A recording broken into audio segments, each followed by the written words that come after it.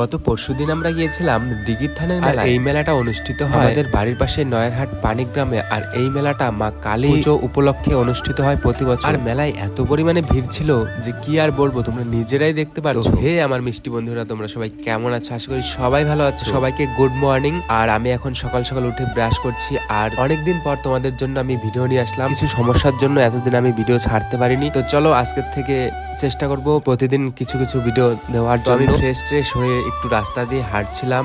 আর এই যে আমাদের রাস্তার পাশে আমাদের জেঠুর বাড়ি, আর এই জেঠু বাড়ির সামনে একদম দিদি এখানে ফুলের গাছ লাগিয়েছে। দেখতে কত সুন্দর লাগছে না ফুলের গাছগুলো? আর দেখো এখানে কুলগুলো একদম কি সুন্দর লম্বা লম্বা। এগুলো কিন্তু বড় সাইজের কুল হয়, আর এগুলো খেতেও খুব মিষ্টি। তারপরে আমি বাড়িতে এসে খাওয়া দাওয়া করে বাইক নিয়ে চললাম একটু ব্যাংকে যাওয়ার উদ্দেশ্যে। আসলে এখানে বন্ধুর বাড়ি যাচ্ছি, বন্ধুকে তুলে নিয়ে গিয়ে ব্যাংকে যাব। দেখো বন্ধুর বাড়িতে এসে বন্ধুর ক্যাটটার সাথে একটু মজা করছিলাম। আর ওই যে দেখো বন্ধু রেডি হয়ে বেরিয়ে পড়ছে। আর এদের বাড়িতেও দেখো কত সুন্দর ফুলের গাছ একদম উঠানের মধ্যে।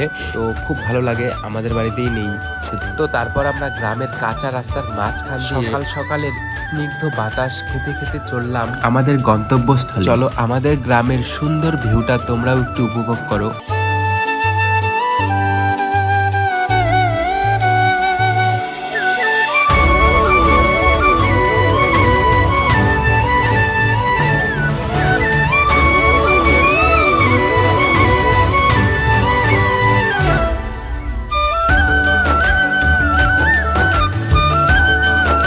তো তারপরে আমরা চলে আসলাম একটা বাজারে। আর এইখানে বাজারের সামনে একটা স্কুল ছিল, প্রাইমারি স্কুল। আর এখানে বাচ্চারা দোকানের সামনে বসে আছে। তো আমার বন্ধুরা দেখো কত সুন্দর দোকান থেকে মানে খাওয়ার জিনিস নিয়ে বাচ্চাদেরকে দিচ্ছে কিনে।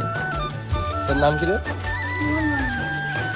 তো চলো আমাদের গন্তব্যস্থলে আবার রওনা দেওয়া যাক।